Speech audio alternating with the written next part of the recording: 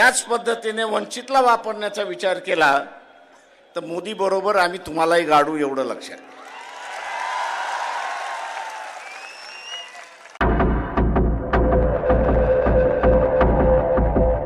महाविकास आघाडीचं सरकार जाऊन 2 वर्ष ओलांडली, 2 वर्ष ओलांडली तरीही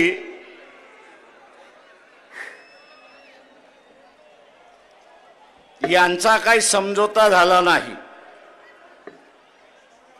काँग्रेस, राष्ट्रवादी, शिवसेना 2 वर्ष झाली पण स्वतःमध्ये 48 जागा वाटून घेता येत नाही अशी असणारी परिस्थिती आहे. मला राहून राहून शंका येते की यांना खरंच मोदीला हरवायचं आहे का आणि बीजेपीला हरवायचं आहे का, हा त्याच्यातला असणारा प्रश्न आहे.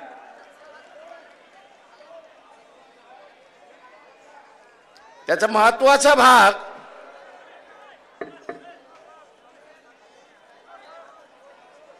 ते आता म्हणतात आम्ही वंचितला 2 जागा देतो.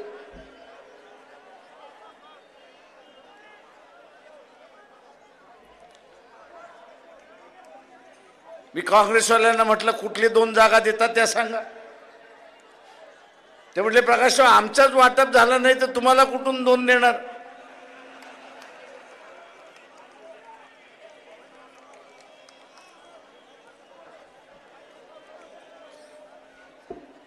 सांगण्याचा मुद्दा हा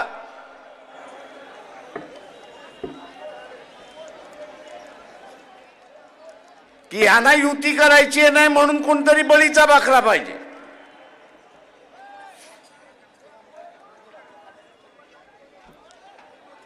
जसं कुर्बानीचा बकरा असतो तसा बकरा हे आता शोधताय.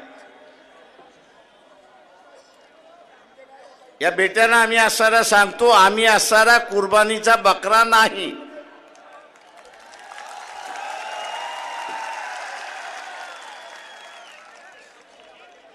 पहिल्यांदा तुम्ही असणारा तुमच्यामधल्या जागा वाटून घ्या. आम्हाला ज्या जागा पाहिजे ज्याच्याकडे गेल्यात त्याच्याबरोबर बोलून आम्ही वाटाघाटी करू. आणि नाही करणार असाल तर 48च्या 48 जागा आम्ही लढवायला बसलेलो.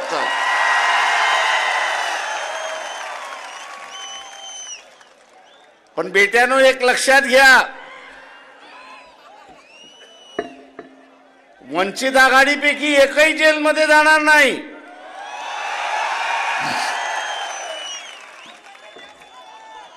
जेलमध्ये सोनिया गांधी पासून इतर जण जाणार आहेत.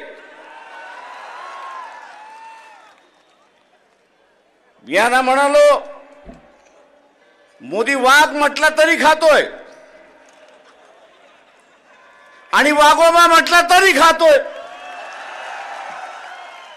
मग 2 हात करायला भीताय कशासाठी? 2 हात करायला भीताय कशासाठी? वाघ म्हटला तरी खातोय, वाघोबा म्हटला तरी खातोय.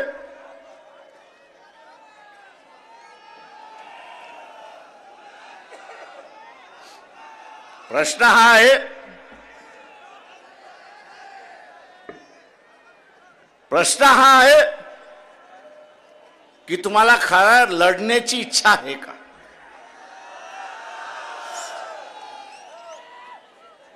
काँग्रेसवाल्यांना विचारतो तुम्हाला हरवण्याची इच्छा आहे का? मग 4 जागा कमी मिळाल्या आणि 4 जागा जास्ती मिळाल्या, फरक काय पडतोय? तुमच्या मानगुटीवरती जी तलवार आहे, कारवाईची तलवार आहे, अटक होण्याची जी तलवार आहे, एकत्र लढलात तर ती तलवार उडवू शकता.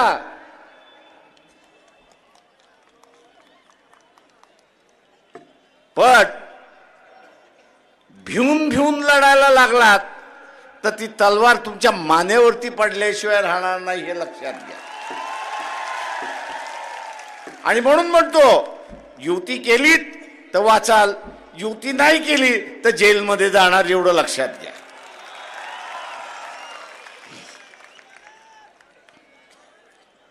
RSS बीजेपीचा एक फंड आहे. दैदेवान फुंडकर इथे बसलेले आहेत. मध्यंतरी मोहन भागवत अकोल्याला आले होते.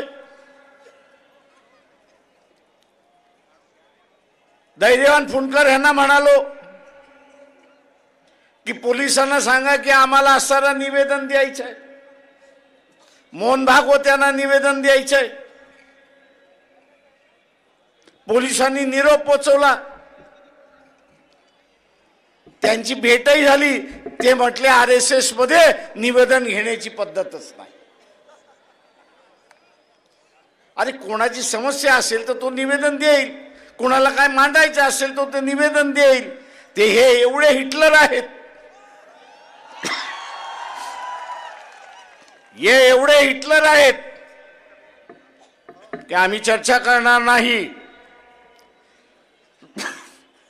आम्ही चर्चा करणार नाही, आम्ही निवेदन देणार नाही. आणि निवेदन घेणारही नाही. हे काय दाखवतंय? ही एकच गोष्ट त्या ठिकाणी दाखवते, आणि ती म्हणजे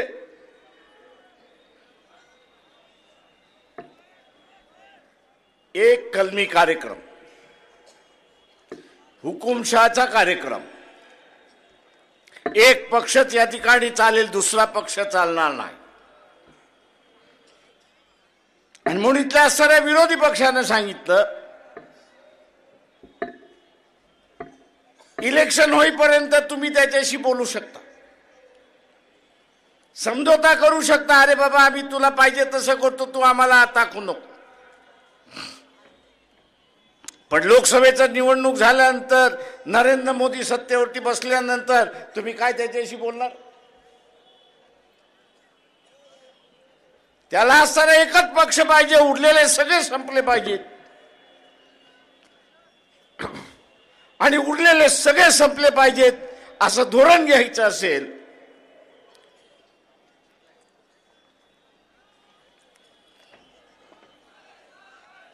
तर उरलेल्या सगळ्यांना संपवणं ही त्याची गरज आहे. आणि संपवण्याचा मार्ग म्हटला म्हणजे तिहार जेलमध्ये यांना टाकून द्या. तिहार जेलमध्ये यांना टाकून द्या आणि यांचा पक्ष आपोआप त्या ठिकाणी संपतो. राजकीय पक्ष वाचणं ही आज काळाची गरज आहे. राजकीय पक्ष वाचणं ही आज सारी काळाची गरज आहे. राजकीय पक्ष वाचले तर लोकशाही वाचली. राजकीय पक्ष वाचले नाही तर लोकशाही संपली. आणि लोकशाही संपली की हुकुमशहाला या ठिकाणी सुरुवात होणार. आणि म्हणून या काँग्रेस, राष्ट्रवादी, उद्धव ठाकरे यांची असणारी सेना बसा आणि समझोता करा. बसून समझोता केला नाही तर तुम्ही जेलमध्ये गेल्याशिवाय राहणार नाही, एवढं लक्षात. तो मोदी बसलेलाच आहे.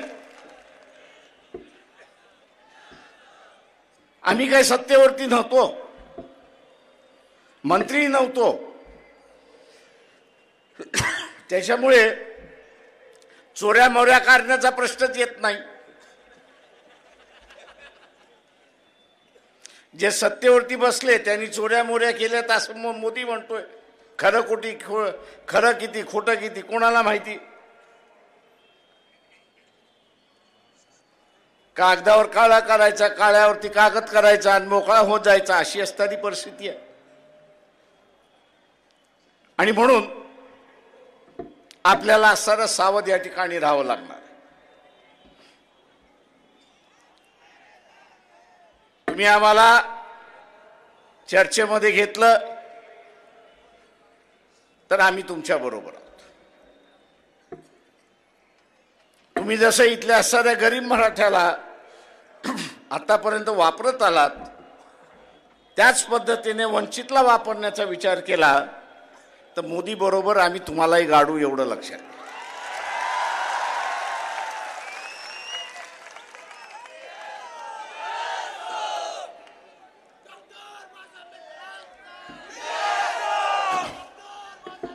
आणि म्हणून मित्रो,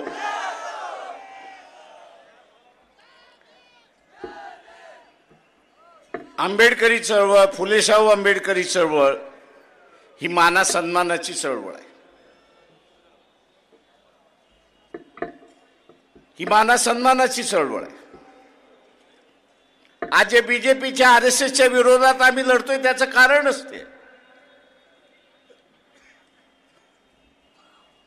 त्यांनी वर्णव्यवस्था सोडली नाही, त्यांनी मनुस्मृती सोडलेली नाही. ते त्या मानसमानाच्या सन्मानाच्या गोष्टी करतच नाही, ते गुलाम ठेवण्याची भाषा या ठिकाणी करतात. आणि आम्ही इथे असणारा फुले शाहू आंबेडकरी विचाराच्या चळवळीने इथे गुलामी संपवलेली आहे आणि मानवता या ठिकाणी जिवंत ठेवलेला आहे आणि तोच मानवतावाद आम्ही या ठिकाणी चालवणार.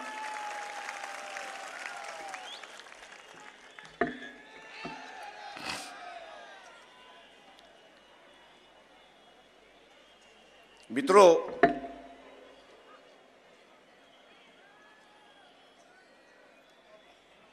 मोदी सुद्धा भ्यायलेला आहे एवढं असताना लक्षात घ्या.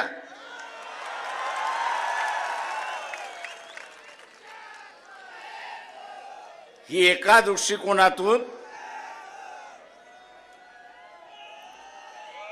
दृष्टिकोनातून आरपारची लढाई आहे एवढं लक्षात घ्या.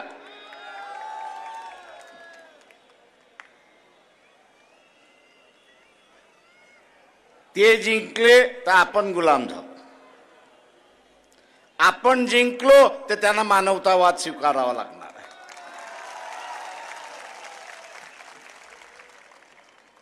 आणि म्हणून काँग्रेसवाल्यांना म्हणतोय, आरएसएस एनसीपी वाल्यांना म्हणतोय, तुम्ही या लढ्याचे कधी भाग नव्हतात, तुम्ही या लढ्याचे कधी भाग नव्हतात. लढ्यातून चळवळ कशी उभी करायचं याचा इतिहास तुम्हाला नाही.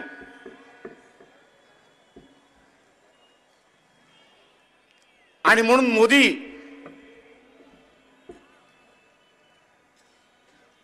हा लढ्यातून उभा राहिल्यामुळे त्याला काय करायचं याची असणारी जाणीव. काँग्रेसवाल्यांनी आता काय ठरवून केलेलं आहे, काय नवीन कार्यक्रम आखलेला आहे. भारत जोडो यात्रा कधीपासून चालू झाली आणि कधी संपणार आहे. या महिन्यात संपणार आहे की ती मार्च महिन्यामध्ये संपणार आहे.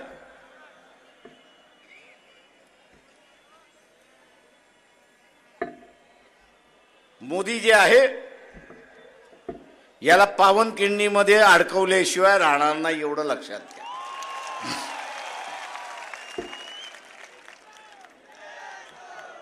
आता पावनखिंडीमध्ये अडकवायचं म्हणजे काय, इलेक्शन ताबडतोब घ्या. 22 तारखेच्या निमित्ताने त्यांनी असं एक धार्मिक माहोल या देशामध्ये उभा करण्याचा प्रयत्न केला. किती यशस्वी होतो किती होत नाही हा असणारा कालांतर ठरवेल. पण हा यात्रेला निघाले असताना, काँग्रेसवाले यात्रेला निघाले असताना इलेक्शन घेऊन पार पडेल. अरे तुमचं ढोंग धतुरं कोणाला सांगताय, आम्हाला कळतं ना राजकारण.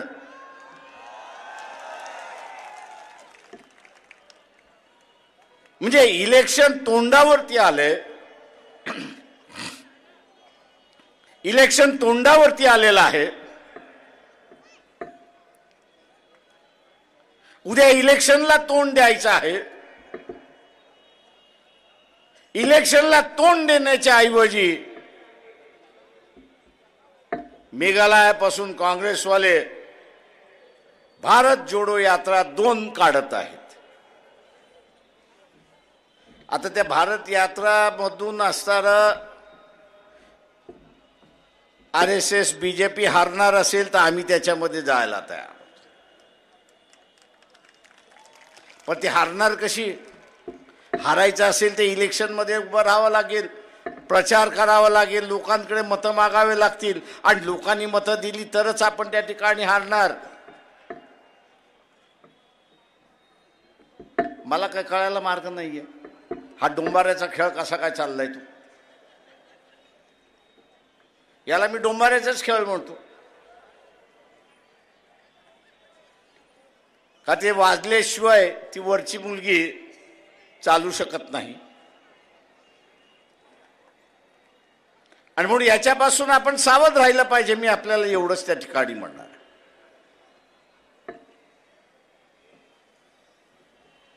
माझं आव्हान आहे आपल्या सगळ्यांना,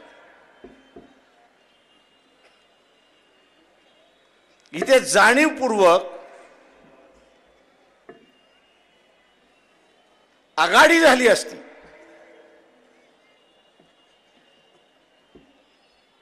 तर लोकांच्या प्रश्नावरती चर्चा ही सुरुवात झाली असती. जसे या ठिकाणी निलेशजी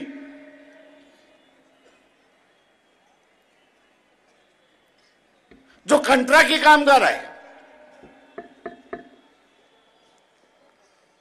या कंत्राटी कामगाराला याची जाणीव नाही की तो परमनंट होईल की न होईल. आणि मी ह्या कंत्राटी कामगाराला सुद्धा त्या ठिकाणी विचारतो की तुम्ही थोडंसं डोकं वापरणार आहात की नाही?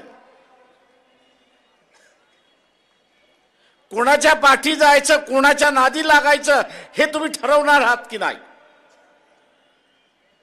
ज्याचं खाजगीकरणाचं धोरण आहे,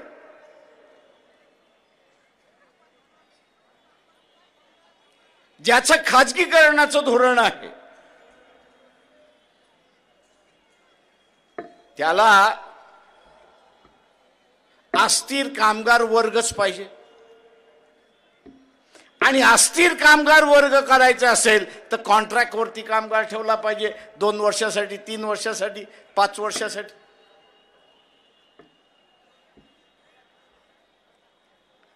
कारण का हा कामगार अस्थिर राहिला तर आंदोलन करणार नाही, महागाई करणार नाही, मागणी करणार नाही. आणि म्हणून हा जो कंत्राटी कामगार आहे त्यांनी निर्णय घेतला पाहिजे. खाजगीकरणाचे असणारे पक्ष त्यांच्याबरोबर तुम्ही जाणार आहात की या ठिकाणी सगळ्या गोष्टी सार्वत्रिक झाल्या पाहिजे, वेलफेअर गोष्टी झाल्या पाहिजे, त्यांच्याबरोबर जाणार आहात, हे तुम्ही खुलासा त्या ठिकाणी केला पाहिजे. ज्यांचं खाजगीकरणाचं धोरण आहे, ज्यांचं खाजगीकरणाचं धोरण आहे त्यांच्याबरोबर तुम्ही गेलात तर कंत्राटी कामगार कायमचं राहणार. आणि 30-35 वर्ष झाली की तुम्हाला ब्रेक दिल्याशिवाय हे राहणार नाहीत, अशी असणारी परिस्थिती. आणि म्हणून इथल्या असणाऱ्या कंत्राटी कामगाराला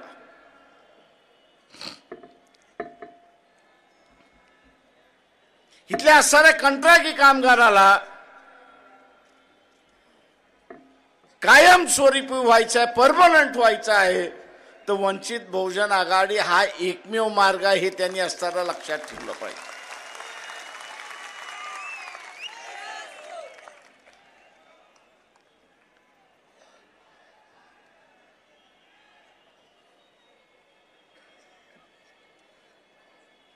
त्याच्याशिवाय मार्ग नाही.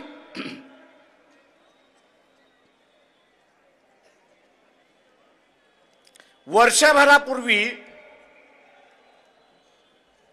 शेतकऱ्याने दिल्लीमध्ये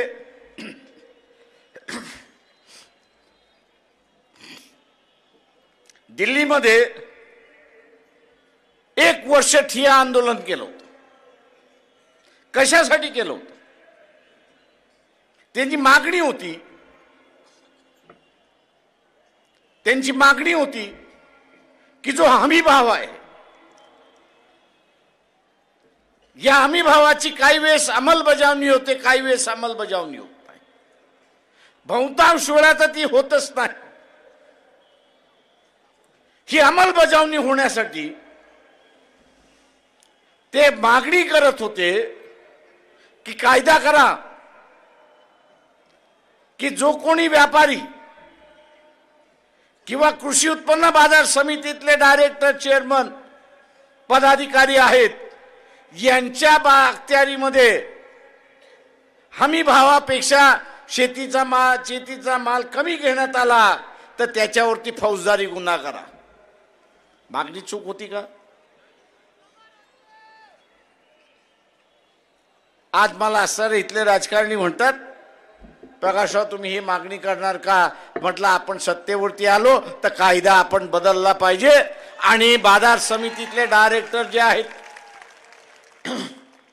बाजार समितीतले डायरेक्टर जे आहेत त्या बाजार समितीतल्या डायरेक्टरवरती जबाबदारी दिली पाहिजे की हमी भावापेक्षा तुझ्या इलाक्यामध्ये शेतीचा माल विकत घेतला कामा नये आणि जर घेतला आणि तू जर तिथे परवानगी दिलीस तर तुला 2 वर्ष तुरुंगामध्ये डांबून ठेवण्याचा कायद्यामधला बदल आपण केला पाहिजे.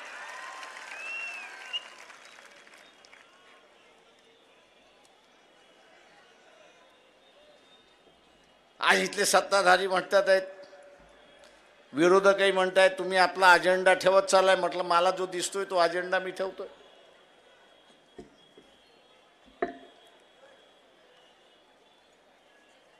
जो अजेंडा आहे तो अजेंडा या ठिकाणी आपल्या समोर मांडला. हरकत काय? ते म्हटले तुम्ही लुटीचं राज्य संपवताय.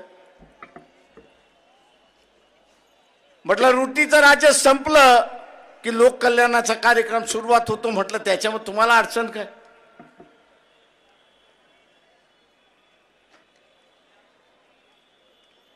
अडचण ही आहे की आपण इथली लूट जी शेतकरी याची होतोय ती थांबवायला त्या ठिकाणी निघालो.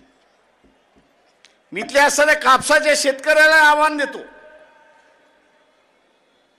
इथे 12,000 क्विंटल कापूसाचा भाव गेला होता की नव्हता?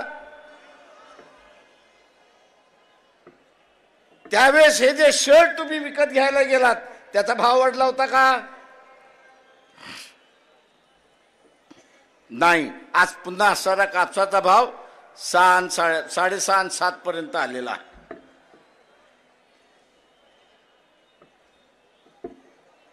आणि आज सांगितलं जातंय की आंतरराष्ट्रीय बाजारामध्ये असणारा कापसाचा भाव अस्थिर आहे आणि म्हणून आम्ही भाव इथं नियंत्रण करू शकत नाही.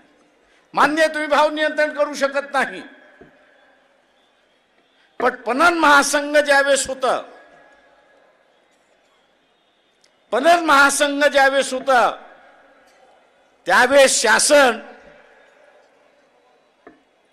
कापूस विकत तर घेत होता पणन महासंघाच्या वतीने. पण कापूस खरेदी करून झाल्यानंतर एप्रिल मे महिन्यामध्ये 500 रुपये क्विंटल बोनस वाटत करत होते की नाही? मी इथल्या असणाऱ्या शेतकऱ्याला आवाहन करतो की त्या काळचं सरकार हे जर कापसाच्या शेतकऱ्याला 50 रुपये 500 रुपये क्विंटल हे बोनस देऊ शकत होती तर आज का देऊ शकत नाही? बोनसच्या स्वरूपामध्ये आज तुम्ही का देऊ शकत नाही?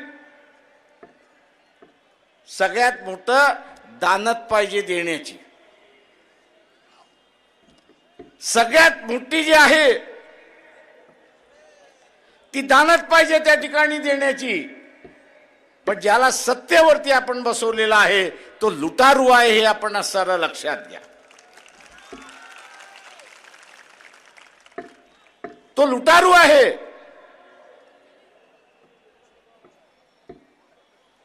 या लुटारूंना नियंत्रण ठेवणारं कोणी नको आहे म्हणून ते आम्हाला म्हण तुम्ही 2च घ्या.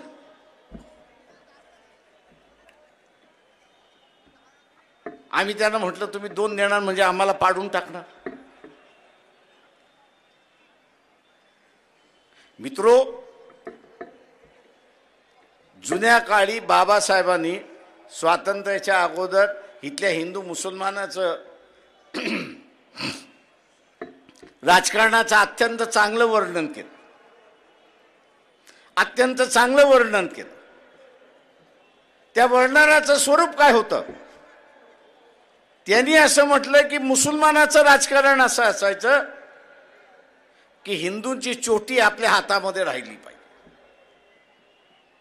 मुसलमानाचं राजकारण कसं असायचं की हिंदूंची चोटी हे आपल्या हातामध्ये राहिली पाहिजे. आणि हिंदूंचं राजकारण काय असायचं की मुसलमानाची दाढी ही आपल्या हातामध्ये असली पाहिजे. दाढी ही आपल्या हातामध्ये असली पाहिजे. म्हणजे एक जण नियंत्रित होत गेला ते एकाने चोटी खेचायची आणि दुसऱ्याने दाढी खेचायची आणि त्याला जागेवरती आणायचं. आम्ही सुद्धा इथल्या असणाऱ्या सत्ताधाऱ्यांना म्हणतोय की आम्ही सुद्धा हेच वॉचटॉक करणार आहोत की लुटारूंचं सरकार फार काळ चालणार नाही. इथल्या असणाऱ्या शेतकऱ्याचं न्याय हक्क मिळाला पाहिजे तेवढाच फक्त त्या ठिकाणी बघू. मी इथल्या शेतकऱ्याला आवाहन करतो, युती झाली फार चांगली, आम्ही म्हणतो युती झाली पाहिजे, पण जेलच्या भीतीने युती झाली नाही. उद्याच्या जेलच्या भीतीने युती झाली नाही. आपण वंचितच्या पाठीमागे उभे राहा, वंचितला सत्ता द्या. जुना असताना 500 रुपये क्विंटल बोनस देण्याचं जे धोरण होतं, 500 रुपयाचं बोनस देण्याचं जे धोरण होतं ते पुन्हा लागू केल्याशिवाय राहणार नाही हे आपण सारं लक्षात घ्या.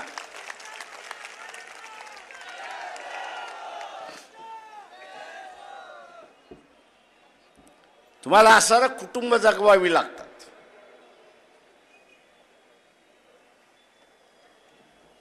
तुम्हाला असणारं कुटुंब त्या ठिकाणी जगवावी लागतात. आणि कुटुंब जगवण्यासाठी महाराष्ट्राची तिजोरी जर उपयोगात आली तर अधिक चांगला आहे आणि ती वापरल्या गेली पाहिजे. ही भूमिका वंचित बहुजन आघाडीची आहे. आणि म्हणून मित्रो,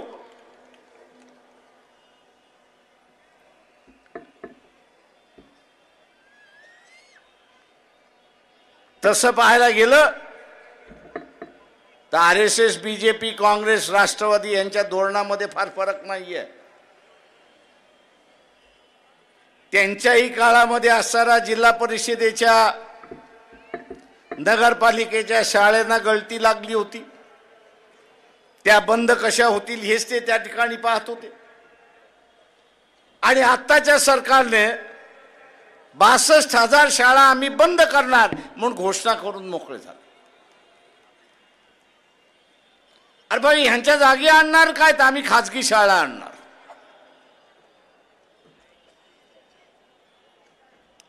किती कुटुंब ह्या सभेमध्ये बसलेले आहेत, त्यांना खाजगी शाळेंच्या फिया भरता येतील त्यांनी हात वरती करा. ज्या भरमसाठ खाजगी शाळेंच्या फिया आहेत त्या भरता येतील आणि आपल्या मुलाबाळांना शिकवता येतील अशी किती माणसं आहेत त्यांनी हात वरती करा. आपल्याला नुसतं मतदान करायचं नाही, तर मतदान करत असताना जे सरकार 5 वर्ष बसणार आहे ते माझ्या उपयोगी आहे की नाही, माझ्या फायद्याचं आहे की नाही हे पाहणं त्याच्यातलं असणारं महत्वाचं आहे.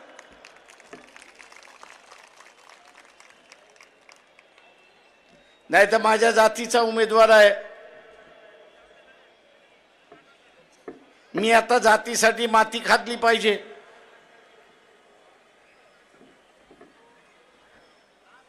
आणि माती खाल्ल्यानंतर 5 वर्ष ठणाठणा बोंबलाला लागायचं की माझं घरच उद्ध्वस्त ह्यांनी करून टाकलेलं आहे. सत्ताधाऱ्याने माझं असणारं घर उद्ध्वस्त करून टाकलंय, कुटुंब उद्ध्वस्त करून टाकलाय, व्यवसाय उद्ध्वस्त करून टाकलाय. बोंबलायचं कशासाठी? आणि म्हणून उद्याचं हे सरकार माझ्या विचारसरणीचं आहे की नाही हे त्याच्यातलं महत्वाचं आहे. ते बीजेपीचं सरकार असेल किंवा काँग्रेसचं सरकार असेल,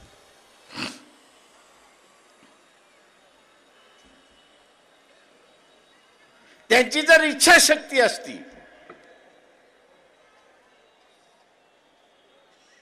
ती इथं गरीब मराठ्याला आरक्षण त्यांनी दिलं असतं. इच्छाशक्ती असते. मी जे म्हणतो ज्याला कोणाला असणारा समजून यायचं असेल तर आता असणारा सुप्रीम कोर्टाने जो निकाल दिला तो निकाल वाचावा.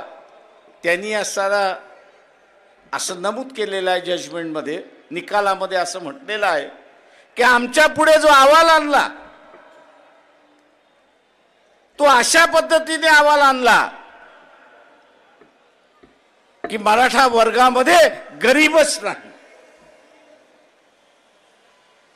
अहवाल असा आणला की गरीबच नाही मराठा समाजामध्ये, सगळेच श्रीमंत आहेत. आणि मग ते म्हटले, कोर्ट म्हणाला की श्रीमंत असेल तर मग ह्याला आरक्षणाची गरज काय. पण त्या अहवालामध्ये हे नमूद केलं असतं की 30 वर्षापूर्वी ज्याच्याकडे 20 एकर जमीन होती,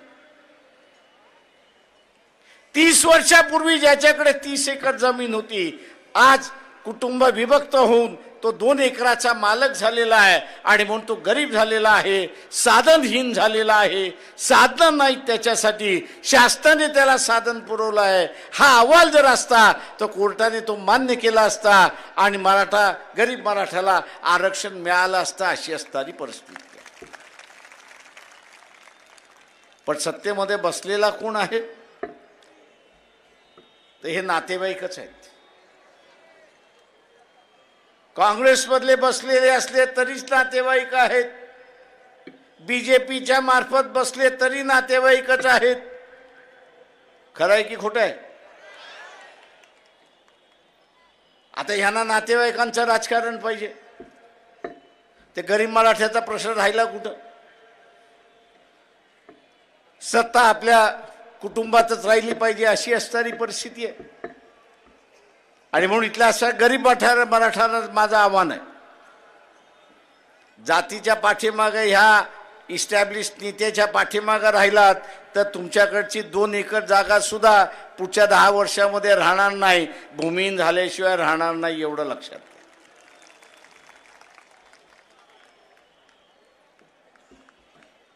शासन हे माणसाला मदत करणार असलं, शासन हे कुटुंबाला मदत करणार असलं पाहिजे. पण ज्याला आपण शास्त्रावरती बसतोय तो लुटारू आहे अशी असणारी त्याची वृत्ती आहे. आणि म्हणून माझं आव्हान आहे की लय काँग्रेसवाले आम्हाला सल्ला देतात, तुमची ह्यांची ओळख आहे, त्यांची ओळख आहे, त्यांची ओळख आहे. आज शरद पवारांचं स्टेटमेंट आले दुपारी 2-2:30 वाजता की नाही आम्ही असणाऱ्या प्रकाशरावांना घेणार आहोत. अरे म्हटलं फसवताय कशासाठी.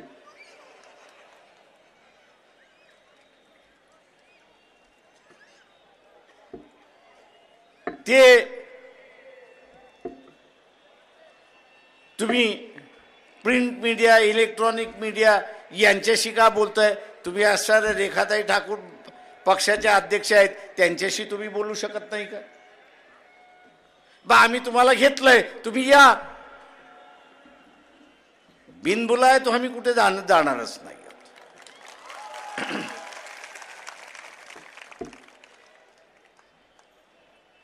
बिनबुलाय आम्ही कुठे जाणारच नाही, कारण का आमची लंगडी बाजू नाहीच आहे.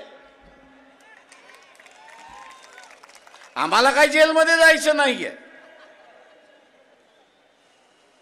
आम्ही काय कॅलिफोर्निया घडवलेलं नाही, आम्ही काय लंडन घडवलेला नाही, आम्ही काय दुबई घडवलेला नाही. आता तुम्ही हे घडवलेलं आहे, तुम्ही भोगा. या भोगापासून वाचवायचं असेल तर आम्ही वाचवायला बसलेलो आहोत. आम्ही वाचवायला त्या ठिकाणी बसलेलो आहोत. आता तुम्हाला वाचायचंच नसेल आणि तुमचा मोदीवरतीच विश्वास असेल तर आम्ही काय करणार? कारण का मी मुंबईच्या सभेमध्ये म्हटलं की मोदी कोण आहे, तर मदारी आहे. मदारी काय करतो? मदारी काय करतो?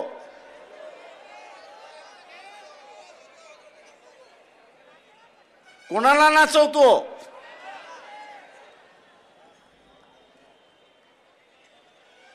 आणि इथे माझं म्हणणं आहे की मोदी डमरू वाजवतो आणि इथले सगळे नाचायला लागतात, अशी परिस्थिती आहे.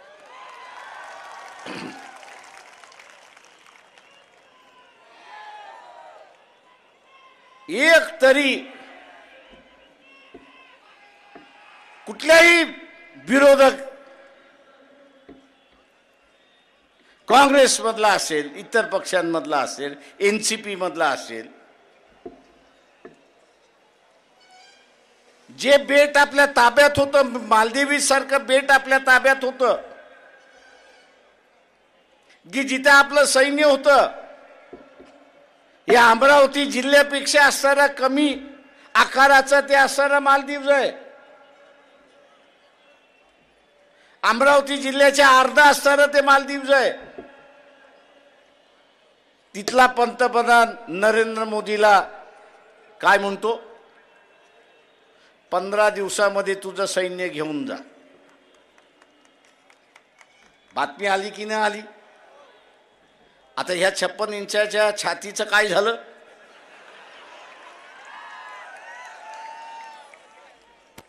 मी इथल्या सनातन हिंदूंना विचारतो, जगामध्ये जेवढी बेइज्जती मोदीच्या काळामध्ये भारताची झाली तेव्हा इतर कुठल्याच प्रांतामध्ये झाली नाही, हे आपण सरळ लक्षात घ्या. म्हणजे अमरावतीचा अर्धा सुद्धा ते मालदीव्स नाही. आणि तिथला पंतप्रधान त्याला दम देतोय आणि सांगतोय, ए तुझं सैन्य मागे घेऊन जा मोद्या.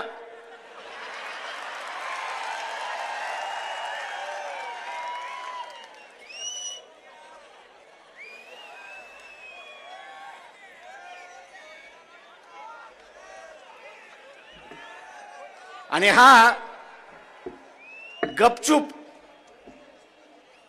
त्या फॉरेन मंत्र्यांना पाठवतो आणि म्हणतो युगांडामध्ये त्या मालदीवच्या फॉरेन मंत्र्याची बातचीत करतो, अरे माझी एवढी असणारी बेआबरू करू नका.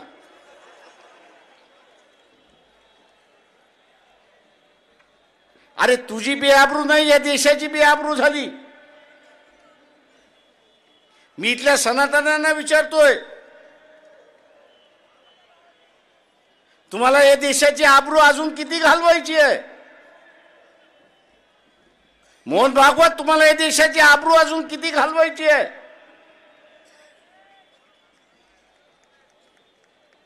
एक तरी काँग्रेसवाला बोलला का? का नाही बोलला?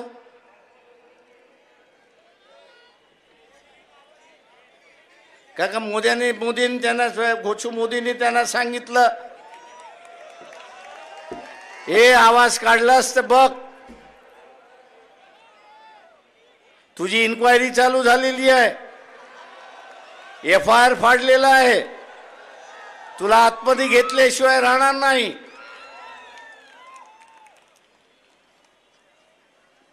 आता एवढं भित्रट आणि नेबलट राजकीय पक्षांचे नेतृत्व असतील, ते काय तोंड देणार? काय तोंड देणार?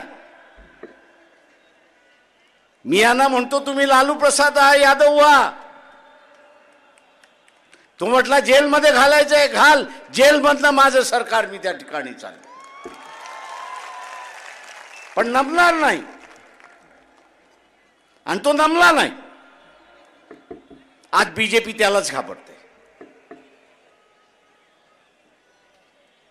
आज बीजेपी त्यालाच घाबरते.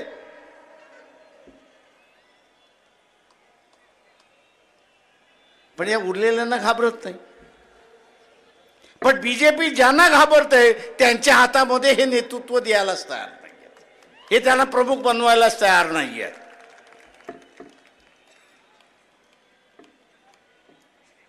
आणि म्हणून उद्याची ही लढाई शक्यतो आपण सर्व मिळून लढू. युती झाली तर मिळून लढू, नाही झाली तरी इथे मोदीला आपण हरवल्याशिवाय राहणार नाही हे असताना लक्षात घ्या.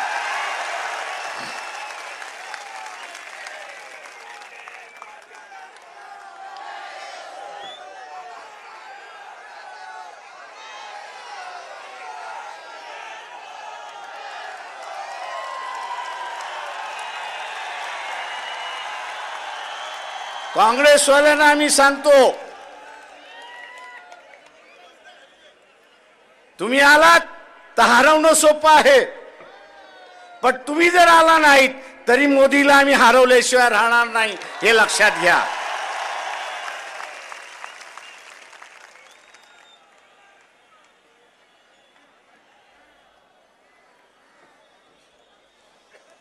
कारण का मला जिल्ह्यातले काँग्रेसवाले म्हणतात आहेत, प्रकाशराव तुम्हाला घेत नाहीत, काय करायचं?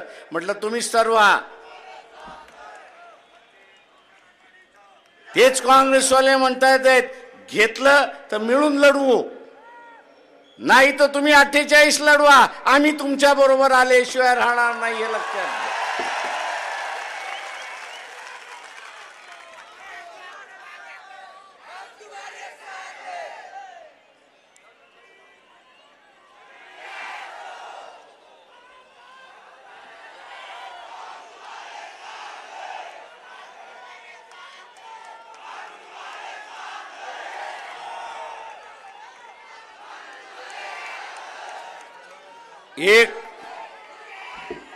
एक फक्त आपण मालदिवचा प्रश्न काढल्यानंतर मला असणारं कनेक्ट जे बीजेपीशी संबंधित आहेत, RSSशी संबंधित आहेत, प्रकाशराव थोडं कमी बोला ना.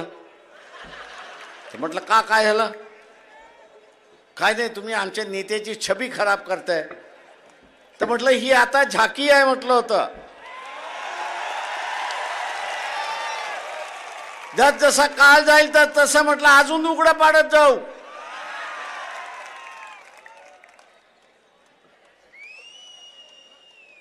आणि म्हणून काळजी करण्याची गरज नाही.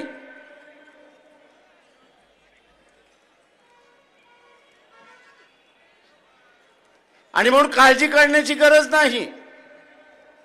ही लढाई आपण जिंकल्याशिवाय राहणार नाही एवढं लक्षात घ्या.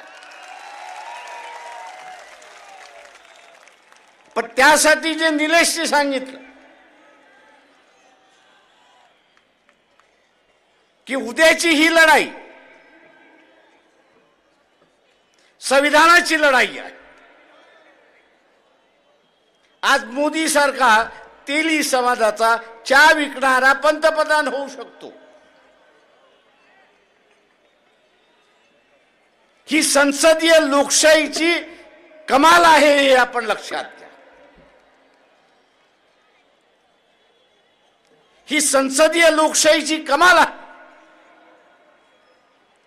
पण जे घटना बदलायला मागतात आहेत, नवीन घटना बदलायला आणतात आहेत, त्यांना असणारा विचारा की तुम्ही अध्यक्षही पद्धत आणताय की न आणताय. तेली समाज जसा विश्वकर्म म्हटलं आपण एक उमेदवारी या ठिकाणी दिली पाहिजे. एक भाग आहे की जिथे असणारा तेली समाजाची मतं जास्ती आहेत, त्याच्यामुळे उभं केलं, उरलेल्यांनी ताकद दिली तर तिथला असणारा आमदार निवडून येऊ शकतो. पण उद्या अध्यक्षही पद्धत आली आणि एखादा तेली आपण उभा केला अध्यक्षाच्या, राष्ट्रपतीच्या असणाऱ्या अध्यक्षासाठी, तो निवडून येऊ शकतो का?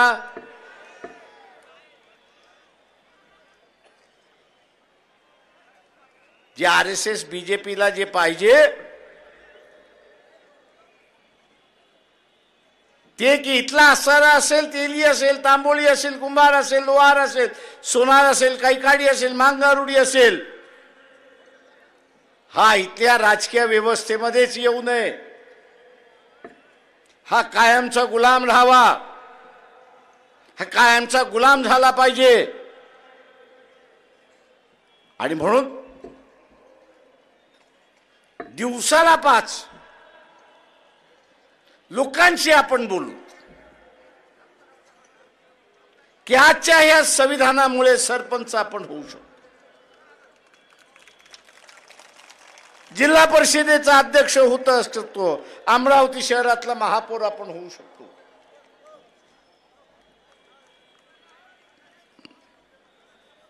कारण का इथे असणारा संसदीय लोकशाही आहे. म्हणून उद्याची अध्यक्षीय लोकशाही आली तर आपलं सगळ्यांचं वाटोळं लागलं हे असताना लक्षात घ्या. आपण सत्तेतून बाहेर गेलो अशी असणारी परिस्थिती. आज आरक्षण आहे, या नव्या घटनेमध्ये असणारं आरक्षण येणार आहे का आपण त्यांना असणारं विचारा. आरक्षणाच्या माध्यमातून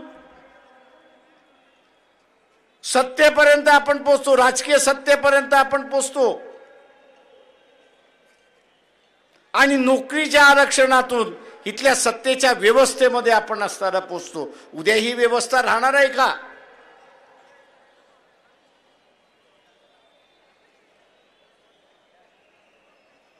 जे आहे ते सोडायचं आणि भूताच्या पाठीमागे लागायचं, असा जो स्वप्न त्या ठिकाणी दाखवला जातोय तो असताना थांबा. लय साधू महाराज आता असताना घटनेच्या विरोधात बोलायला लागले. ये बदल नाही चाहिए. तेव्हा एकाला मी फोन केला, अरे म्हटलं होतं मला तुझ्याशी वाद घालायचा आहे, जरा येतो का? तो बोलतो नाही, हमको ने जो कहना था वो कह दिया. म्हटलं हा त्याच्यावरती वाद घालायचा, आपला जाहीर वाद घालू म्हटलं, लोकांसमोर वाद घालू, लोकांना ठरवू दे म्हटलं होतं तू बरोबर आहेस का मी बरोबर आहे, पण वाद घालायला तयार नाहीत.